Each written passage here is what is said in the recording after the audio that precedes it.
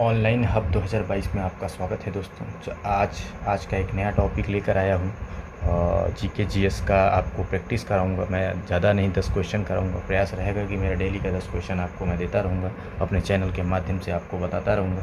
तो आइए जानते हैं 10 क्वेश्चन। वो इम्पॉर्टेंट क्वेश्चन है, आपको खोज कर आपको निकाला गया है और जिस टाइप में क्वेश्चन आए हुए थे उस टाइप में ही क्वेश्चन बनाया गया है। तो आपका जो पहला क्वेश्चन है, पहला क्वेश्चन आप देख सकते हैं कि मानवाधिकार दिवस कौन से दिन मनाया जाता है। तो आपका ऑप्शन नंबर बी नंबर सही है, 10 दिसंबर।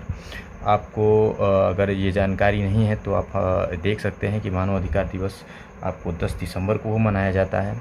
और दूसरा ऑप्शन आपसे पूछा गया है कि 66 सही 1/2 अंश उत्तरी अक्षांश क्या दर्शाता है। तो आपको बता दूं कि ये जो 66 से 1/2 अंश जो उत्तरी अक्षांश ये जो दर्शाता है, ये आर्टिकल सर्कल मतलब उत्तरी ध्रुव अटलांटिक वृत्त दर्शाता है। तो आपका ये सी ऑप्शन सही है दूसरा का। और आप आ गए थर्ड क्वेश्चन पे। थर्ड क्वेश्चन में पूछा गया है कि बेसबॉल खेल के एक टीम में कितने खिलाड़ी होते हैं। तो बेसबॉल के खेल में आपका जो खिलाड़ी होते हैं वो 9 खिलाड़ी होते हैं। और हम आ गए फोर्थ क्वेश्चन पे। फोर्थ क्वेश्चन में आपसे पूछा गया है कि भारत में ठंड के मौसम में जो सर्दी की अवधि क्या है।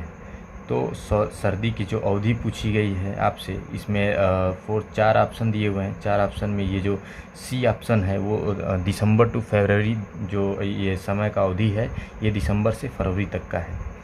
तो ये आपको पता ही लग गया कि सर्दी का जो अवधि है वो दिसंबर से फरवरी तक का है। नेक्स्ट पूछा गया है कि किस देश का राष्ट्रीय ध्वज चतुर्भुज आकार में नहीं है। तो इसमें आपको 4 ऑप्शन दिए हुए हैं, Japan, north Korea and Nepal and Australia. आपको पता ही है कि जापान का ये चतुर्भुज आकार में नहीं है। उत्तरी कोरिया, ये जो नेपाल का है ये चतुर्भुज आकार में नहीं है। और ये जापान का ये चतुर्भुज आकार में है। नॉर्थ कोरिया का भी चतुर्भुज आकार में ही है। तो ये अब 5वां का जो ऑप्शन हो गया ये नेपाल हो गया। ये आपको मैं बता दूं। उसके बाद से 5वां का जो ऑप्शन आपको मैं दिखा रहा हूँ, 5वां ऑप्शन आपको दिख नहीं रहा होगा, तो मैं आपको दिखा दिया कि ये जो जापान, नॉर्थ कोरिया और नेपाल और ऑस्ट्रेलिया दिया हुआ है। तो आपका जो इसमें ऑप्शन सही रहेगा वो नेपाल रहेगा, जिसमें ये नेपाल में किस देश का जो राष्ट्रीय ध्वज है, जो राष्ट्रीय ध्वज है चतुर्भुज आकार में, यहाँ का जो राष्ट्रीय ध्वज है नेपाल का वो चतुर्भुज आकार में नहीं है। अब आपसे पूछा गया है, आप 6वें क्वेश्चन पे आ गए।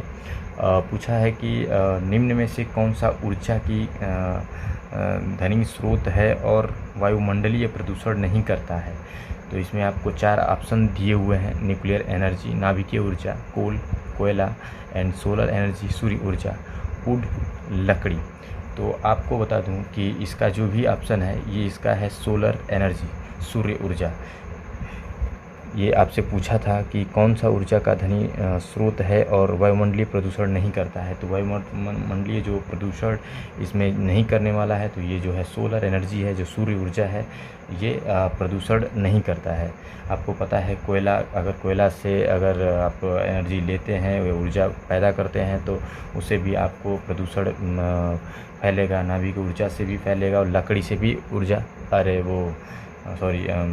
जो भी प्रदूषण है फैलेगा। और सोलर एकमात्र एक ऐसी ऊर्जा है, जो एनर्जी है, जिससे कि ये ऊर्जा भी आपको प्राप्त होगा और इससे प्रदूषण भी नहीं फैलता है। और हम आगे आपको बता दूं कि ऑप्शन जो आपको मैं दिखा नहीं पाया था, तो ये ऑप्शन है आपके जो 6 नंबर क्वेश्चन के, nuclear and coal, solar energy and wood. इसका जो ऑप्शन सही है आपका, ये जो सी ऑप्शन सही है। मैं आपको बता दूं कि ये सी ऑप्शन सही है। अब आपसे पूछा गया है कि उपचरी जंतु कैसे श्वसन करते हैं मतलब सांस लेते हैं। जंतु कैसे श्वसन करते हैं और सांस लेते हैं। तो आपसे ये जो क्वेश्चन पूछा गया है ये सांस लेने के लिए है कि ये उपचरीय जंतु जो होते हैं ये कैसे सांस लेते हैं। तो आपको बता दूं कि ये फेफड़े से या चर्म से या गिल से या एसी मतलब एसी से सभी से, मतलब लगभग सभी से। तो हम ये आपको क्वेश्चन आप जो 7वां क्वेश्चन है आपको तो बता दूं कि ये फेफड़े से भी लेते हैं, चर्म से भी ले लेते हैं और गिल से, मतलब ऑल द अबव है, ये जो है कि ये फेफड़े से भी और चर्म से और गिल से दो मतलब सबसे ये लेते हैं। ये इसका जो आंसर है ये टोटल सही है, यानी कि डी ऑप्शन इसका सही आंसर माना जाएगा, क्योंकि उसी में लिखा हुआ है कि ऑल द अबव। फिर नेक्स्ट क्वेश्चन है आपका कि प्रोटीन में कितने अमीनो एसिड पाए जाते हैं। जो प्रोटीन होता है उसमें कितने अमीनो एसिड पाया जाता है। तो अमीनो एसिड जो पाया जाता है वो आपको ये 4 ऑप्शन दिए हुए हैं। 20 मतलब ए में 20, B 9, C 11 and D none of these, इनमें से कोई नहीं। तो आपको बता दूं कि 8वां में जो क्वेश्चन पूछा था इसका जो आंसर होगा ये 20 होगा। इसमें प्रोटीन में कितने अमीनो के एसिड पाए जाते हैं तो वो 20 अमीनो एसिड पाए जाते हैं। तो इसका जो आंसर है वो ए आंसर सही हुआ। आपका जो 9th क्वेश्चन है आपका जो पूछा गया है कि पत्तियों का हरा रंग किस कारण है। जो आपसे पूछा गया है कि पत्तियों का रंग जो है 9th का जो है पत्तियों का रंग हरा रंग किस कारण होता है। तो आपको बता दूं कि ये 4 ऑप्शन जो दिए हुए हैं, जो विटामिन के कारण या हीमोग्लोबिन के कारण या आयरन के कारण या नन ऑफ दीज। तो मैं बता दूं कि 9th क्वेश्चन का जो आंसर है वो डी ऑप्शन सही है, नन ऑफ दीज, इनमें से कोई नहीं। क्योंकि इनमें से कोई नहीं है जो हरा रंग किस कारण होता है, तो इसमें इनमें से जो 4 ऑप्शन दिए हुए हैं इनमें से कोई नहीं है। तो आपका ये लास्ट क्वेश्चन आपसे ये जो पूछा गया है, लास्ट क्वेश्चन आपको अब मैं दिखा रहा हूँ कि गतिज ऊर्जा का सूत्र क्या है। तो आपको पता होना चाहिए कि आप पढ़ाई किए होंगे तो आपको मालूम होगा गतिज ऊर्जा का सूत्र जो है जो इसमें सी ऑप्शन है 1/2 mv²। ये आपका सी ऑप्शन सही है। ये mgs भी नहीं होगा, 1/2 mv² भी होल स्क्वायर भी नहीं होगा और mv/2 ये भी नहीं होगा। जो इसका गतिज ऊर्जा का जो सूत्र है वो 1/2 mv² होता है। आपके जो जीके जीएस का जो क्वेश्चन था वो 10 क्वेश्चन आज के ख़त्म हो गए। तो अब नेक्स्ट अब 5 क्वेश्चन आपको कंप्यूटर का मैं कराऊंगा।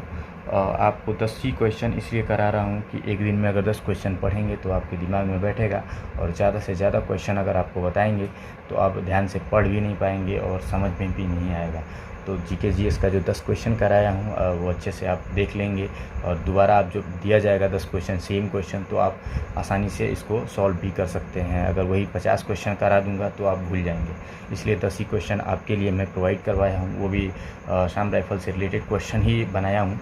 तो आपको अगर अच्छा लगे तो लाइक शेयर एंड सब्सक्राइब करना ना भूलें हमारे चैनल को। इसी तरीके से हम हमारा प्रयास यही है कि पर डे का क्वेश्चन 10 क्वेश्चन आपको हम अपने चैनल के माध्यम से 10 क्वेश्चन और 5 कंप्यूटर के क्वेश्चन हम देते रहेंगे, इंपॉर्टेंट क्वेश्चन वो भी देते रहेंगे आपको।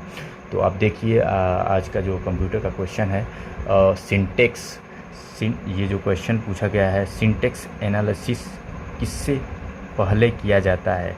आपसे ये जो पूछा गया है वो इसमें 4 ऑप्शन भी दिए हुए हैं कि lexical analysis and symbol analysis and instruction analysis and data analysis. तो आपको बता दूं कि इसका जो आंसर होगा वो लेक्सिकल एनालिसिस मतलब पहला क्वेश्चन, इसका पहला जो आंसर होगा, इसका जो पहला ऑप्शन है वो सही है। तो आप ध्यान रखिएगा कि अगर कभी पूछ रहे हैं आपसे सिंटेक्स एनालिसिस किससे पहले किया जाता है तो लेक्सिकल एनालिसिस से किया जाता है। अब नेक्स्ट क्वेश्चन आपका जो पूछा गया है कि निम्न में से कौन सा ऑपरेटिंग सिस्टम नहीं है। तो आपको बता दूं कि ये क्वेश्चन हम इससे जो 2021-22 का जो पेपर हुआ है ये क्वेश्चन उसमें भी आया हुआ था। तो आपको बता दूं कि इसमें जो ऑप्शन है वो उसमें अलग कोई आंसर मतलब ऑप्शन दिया हुआ था और इसमें कुछ चेंज करके आपको दिया गया है। तो इसमें आपको पता ही है कि निम्न में से पूछा गया है कि ऑपरेटिंग सिस्टम नहीं पूछा गया है कि इसमें से कौन सा नहीं है।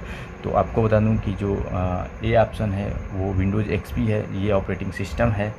और दूसरा जो पूछा गया है विंडोज़ एनटी, ये भी ऑपरेटिंग सिस्टम है। विंडोज़ 7 को पता ही है कि ज़्यादातर यूज़ होने वाला विंडोज़ 7 ही है। तो और विंडोज़ 90 हमने कभी सुना नहीं इनके बारे में, तो ऑप्शन आपका डी सही होगा। विंडोज़ 90 जो है, ये जो आपका विंडोज़ 90 है ये ऑपरेटिंग सिस्टम नहीं है, तो इसका ऑप्शन डी ऑप्शन सही है। आगे बढ़ते हैं। इसमें अब नेक्स्ट पूछा गया है कि HTML का पूरा नाम। तो आपको पता होगा कि HTTP का पूरा नाम क्या है, ये भी क्वेश्चन आपसे पूछा गया था 2021-22 में। तो ये भी इम्पोर्टेंट आपके लिए क्वेश्चन है। इस टाइप में ही क्वेश्चन आपको असम राइफल के हवलदार क्लर्क के में पूछा जा रहा है। जो कंप्यूटर का जो क्वेश्चन आ रहे हैं, ऐसे ही क्वेश्चन आ रहे हैं। तो आपको बता दूं कि हाइपर टेक्स्ट जो इसका जो आंसर होगा, इसका जो बी ऑप्शन है, हाइपर टेक्स्ट मार्कअप लैंग्वेज जो होता है, जो HTML का फुल फॉर्म होता है हाइपर टेक्स्ट मार्कअप लैंग्वेज। ठीक है, हाइपर यहाँ पे लिखा हुआ है, आप कंफ्यूजन में हो जाएंगे। ए नंबर लिखा है हायर टेक्स्ट मार्कअप लैंग्वेज। जो जल्दीबाजी में क्वेश्चन करते हैं तो उसमें आंसर मारने में वो गलती कर जाते हैं, इसलिए इसको आराम से पढ़ना है और पढ़ के ही क्वेश्चन लगाने हैं। जो भी आंसर देने हैं आपको वो पढ़ के ही देने हैं, तो जल्दीबाजी नहीं करिएगा, क्योंकि हमसे भी 2-4 क्वेश्चन 5 क्वेश्चन जल्दीबाजी में ही गलती होकर आ गए। जो क्वेश्चन आते थे वो भी गलती करके आ गए, तो इसलिए आपको जल्दीबाजी नहीं करनी है आपको। उसके बाद आपका जो ये क्वेश्चन पूछा गया है, आपको ये बता दिया गया कि इसका जो ऑप्शन सही है हाइपर टेक्स्ट मार्कअप लैंग्वेज है। बी ऑप्शन सही है। इसका जो 23 नंबर क्वेश्चन का है आपका बी ऑप्शन। आपको बता दूं कि 24 नंबर पे आपको ले चलते हैं। 24 नंबर पे पूछा गया है कि व्यक्ति जो डेटा और उसका इस्तेमाल करने वाला प्रोग्राम में केंद्रीय नियंत्रण करता है वो क्या कहलाता है। तो मैं आपको बता दूं कि वो DBA कहलाता है। जो व्यक्ति जो डेटा और उसका इस्तेमाल करने वाला प्रोग्राम पर केंद्रीय नियंत्रण करता है, जो नियंत्रण करता है DBA, वो DBA कहलाता है। ये आपको पता होना चाहिए। डेवलपर नहीं कहा जाता है। डेवलपर वो होता है जो वेबसाइट को डेवलप करता है, मतलब बनाता है। डेटाबेस डिज़ाइनर जो डेटाबेस को तैयार करता है, जो डिज़ाइन करता है, ये भी नहीं। इसका जो ऑप्शन सही है DBA है। तो आपका ये जो DBA है ये सही आंसर है। और आपका जो लास्ट क्वेश्चन है, लास्ट क्वेश्चन मैं आपको दिखा रहा हूँ। लास्ट क्वेश्चन है, एक हार्डवेयर डिवाइस जो निर्देशों के अनुक्रम को एग्जीक्यूट करने में सक्षम है वो क्या कहलाता है। तो आपसे ये जो पूछा गया है कि